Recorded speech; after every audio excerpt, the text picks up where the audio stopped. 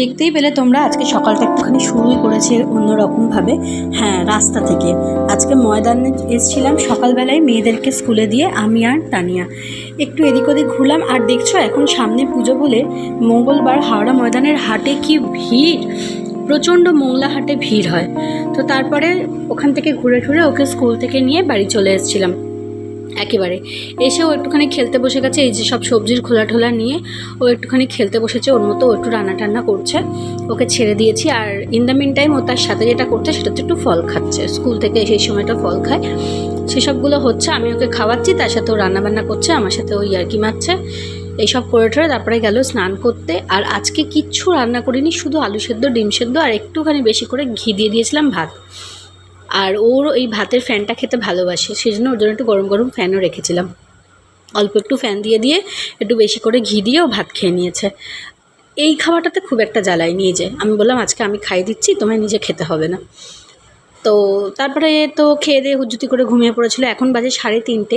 আজকে সকালে বেরিয়েছিলাম, তারপরে একটুখানি কিছু খাওয়া হয়নি, ওই বাইরেই খেয়েছিলাম আমরা সকালবেলা। তারপরে এসে খিদে পেয়েছিলো বলে মেয়ে ঘুমাচ্ছিল, আমি একটু করে উঠে একটু ব্রেড চিজ খেয়ে নিয়েছিলাম। তারপরে ও বিকালবেলা উঠে কী খাবে করছিল, ও একটা বললাম ব্রেডই খাবো, ও 2 পিস ব্রেড আর বাটার দিয়ে খেলো। আর কি বিভৎস গরম দেখেছো, প্রচণ্ড গরম হচ্ছে। আর বদমাইশি করছে দেখেছো কীরকম, ঘুম থেকে উঠে ক্যামেরা অন করলেই খালি এই সমস্ত বদমাইশি করে। ও এখন বেশি করে বাটার দিয়ে ব্রেড খাবে, খাচ্ছে সেটাই।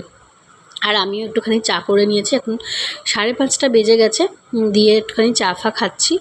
তারপরে একটুখানি আলু সেদ্ধ করতে বসেছিলাম, রাতে একটু আলু মরিচ করবো বলে, অনেক দিন ধরেই আলু মরিচ খেতে ইচ্ছা যাচ্ছিলো।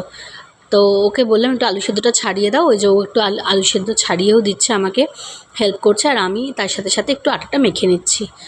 ওকে সন্ধেবেলা পড়িয়ে ঠরিয়ে উঠে দুজনে মিলে মেয়ে রান্না করছিলাম। এই দেখো আলু মরিচটা আমি ওকে সমস্ত কিছু দিয়ে দিয়েছি, পাশে আমি দাঁড়িয়েছিলাম, গ্যাস জ্বলছে, ও ওইটা নাড়ছে। তারপরে ওকে বললাম তুমি খেয়ে নাও।